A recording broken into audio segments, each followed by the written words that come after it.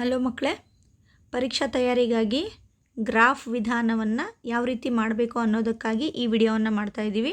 4 ಮಾರ್ಕ್ಸಿಗೆ fix ಆದಂಥ ಪ್ರಶ್ನೆ ಹೆಂಗೆ ಕೇಳ್ತಾರೆ ಅಂತಂದರೆ, 2 ಚರಾಕ್ಷರವುಳ್ಳ 2 ಸಮೀಕರಣಗಳು ನಿಮ್ಗೆ ಕೊಟ್ಟಿರ್ತಾರೆ. ಇಲ್ಲೇನು ಕೊಟ್ಟಿದ್ದಾರೆ ಅಂದರೆ x+y = 4 ಮತ್ತು x - y = 2. ಈ ರೀತಿ ಯಾವುದಾದ್ರೂ 2 ಸಮೀಕರಣ ಕೊಡ್ತಾರೆ. ಕೊಟ್ಟು ನಕ್ಷೆ ವಿಧಾನದಿಂದ ಬಿಡಿಸಿ ಅಂತ ಕೇಳ್ತಾರೆ. ನಕ್ಷೆ ವಿಧಾನದಿಂದ ಬಿಡಿಸಿ. ನಕ್ಷೆ ಅಂದರೆ ಗ್ರಾಫ್. ಸೊ ಫಸ್ಟ್ ಏನು ಮಾಡಬೇಕಂದ್ರೆ ಈ ರೀತಿ 2 ಟೇಬಲನ್ನು ಹಾಕೋಬೇಕು. ಎಕ್ಸ್ ವೈ ಅಂತ ಬರ್ಕೋಬೇಕು. ಈ ಕಡೆ ಕೂಡ ಎಕ್ಸ್ ಮತ್ತು ವೈ ಅಂತ ಬರ್ಕೋಬೇಕು. ನೆಕ್ಸ್ಟು ಫಸ್ಟ್ ಟೇಬಲಿಂದು ಈ ಸಮೀಕರಣ ಬರಿಬೇಕು. x + y = 4.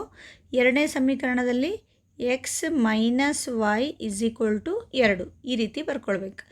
ನೆಕ್ಸ್ಟ್ ಮೊದಲನೇ ಸಮೀಕರಣದಲ್ಲಿ ಒಂದು ಸಲ x ಬೆಲೆ 0 ತಗೋಬೇಕು, ಇನ್ನೊಂದು ಸಲ y ಬೆಲೆ 0 ತಗೋಬೇಕು.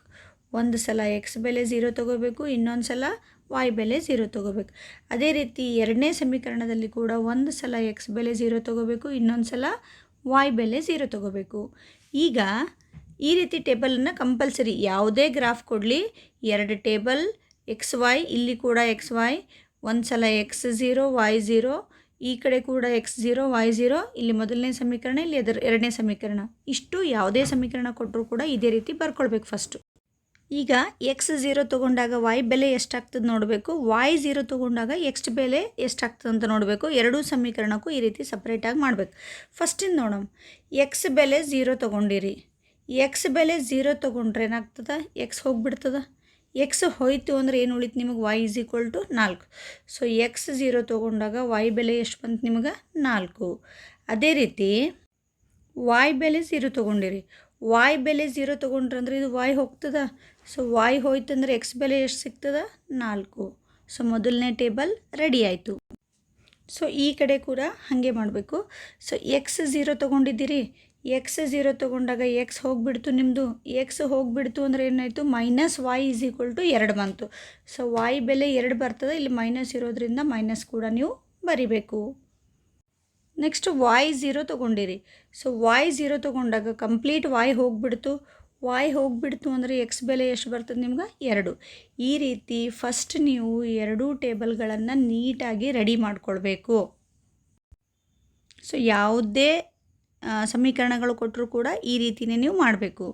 ನೆಕ್ಸ್ಟ್ ಏನು ಮಾಡಬೇಕು ಅಂದರೆ ನಿಮ್ಮ ಗ್ರಾಫ್ ಶೀಟ್ ಒಳಗೆ ಈ ರೀತಿ x ಅಕ್ಷ ಮತ್ತು y ಅಕ್ಷಗಳನ್ನು ರೆಡಿ ಮಾಡ್ಕೊಳ್ಬೇಕು. ರೆಡಿ ಮಾಡಿಕೊಂಡು ನೆಕ್ಸ್ಟ್ ಏನು ಮಾಡಬೇಕು ಅಂದರೆ ಈ ಬಿಂದುಗಳನ್ನು ಅದರಲ್ಲಿ ಗುರುತಿಸ್ಕೋಬೇಕು. ಒಂದು ಸಲ 0 4 ಅಂದರೆ x0 y4. x0 ಅಂದರೆ ಇಲ್ಲಿ, y4 ಎಲ್ಲಿ ಬರ್ತದೆ ಹೇಳ್ರಿ, ಇಲ್ಲಿ ಬರುತ್ತೆ. ಅದೇ ರೀತಿ x4 y0, x4 ಅಂತಂದರೆ ಇಲ್ಲಿ ಬರ್ತದೆ.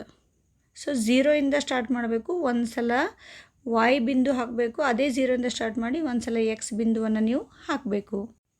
ನಂತರ ಆ 2 ಬಿಂದುಗಳನ್ನು ನೀವು ಈ ರೀತಿ ಸೇರಿಸ್ಕೊಳ್ಬೇಕು. ಸೊ ಮೊದಲನೇ ಸಮೀಕರಣದ ಒಂದು ನಕ್ಷೆ ಹಾಕಿದ್ರಿ. ಈಗ ಎರಡನೇ ಸಮೀಕರಣದ್ದು x0 ಆದಾಗ y -2. x0ಇಂದನೇ ಸ್ಟಾರ್ಟ್ ಮಾಡಬೇಕು. y -2 ಎಲ್ಲದಂದ್ರೆ ಕೆಳಗಡೆ -2 ಇರ್ತದೆ. ಸೊ ಇಲ್ಲಿ -2 ಇದೆ.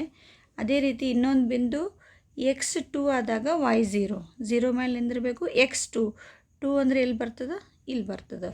ಸೊ ಈ 2 ಬಿಂದುಗಳನ್ನು ನೀವು ಈಗ ಸೇರಿಸ್ಕೊಳ್ಬೇಕು. ಸೊ ಮೊದಲನೇ ರೇಖೆ ಮತ್ತು ಎರಡನೇ ರೇಖೆ, ಎರಡೂ ರೇಖೆಗಳು ಯಾವುದೋ ಒಂದು ಬಿಂದುವಿನಲ್ಲಿ ಟಚ್ ಆಗಿರ್ತವೆ. ಒಂದು ಬಿಂದುವಿನಲ್ಲಿ ಸಂಧಿಸ್ತದೆ. ಆ ಬಿಂದುವಿನಿಂದ ಕೆಳಗೆ ಬರ್ರಿ, x ಬೆಲೆ ಸಿಗ್ತದೆ. 3ರವರೆಗೆ ಬಂದದಲ್ಲ, x = 3.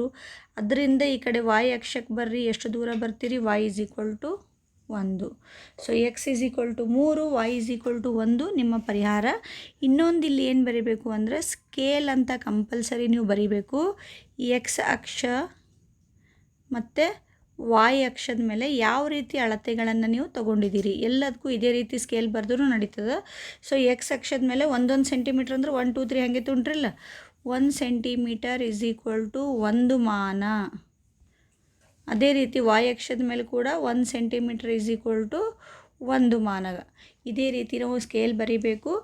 ಇಷ್ಟೇ ನೀವು ಗ್ರಾಫ್ ಮಾಡಿದರೆ 100% ನಿಮಗೆ 4 ಮಾರ್ಕ್ಸ್ ಫಿಕ್ಸ್ ಬರ್ತದೆ. ಇನ್ನೊಂದು 4-5 ಇಂಪಾರ್ಟೆಂಟ್ ಗ್ರಾಫ್ಗಳನ್ನು ನೆಕ್ಸ್ಟ್ ವಿಡಿಯೋಗಳಲ್ಲಿ ನಾನು ಮಾಡಿ ತೋರಿಸ್ತೀನಿ. ದಯವಿಟ್ಟು ಚೆನ್ನಾಗಿ ಪ್ರಾಕ್ಟೀಸ್ ಮಾಡಿ. ಗ್ರಾಫ್ದಲ್ಲಿ ಯಾವುದೇ ಕಾರಣಕ್ಕೂ 1 ಮಾರ್ಕ್ಸ್ ಕೂಡ ಕಟ್ ಆಗಬಾರ್ದು. ಕಂಪ್ಲೀಟ್ 4 ಮಾರ್ಕ್ಸ್ ಸಿಗಲಿ. All the best.